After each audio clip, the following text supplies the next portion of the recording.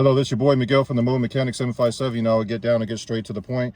I'm working with a 2015 Volkswagen. Customer was complaining the vehicle cut off, and as you can see, the ABS light and all the lights are lit up like a Christmas tree. And you can see the ABS light itself in the traction control is flashing. It is because one of the speed sensors are bad. This is a very common thing on these particular vehicles. So I repeat, if you have your Volkswagen, I've already checked the battery or checked the alternator, and 9 times out of 10 is going to be your one of your speed sensors that are gone bad. In this particular Volkswagens, they decide when those sensors go bad, it makes the car act like it's on drugs.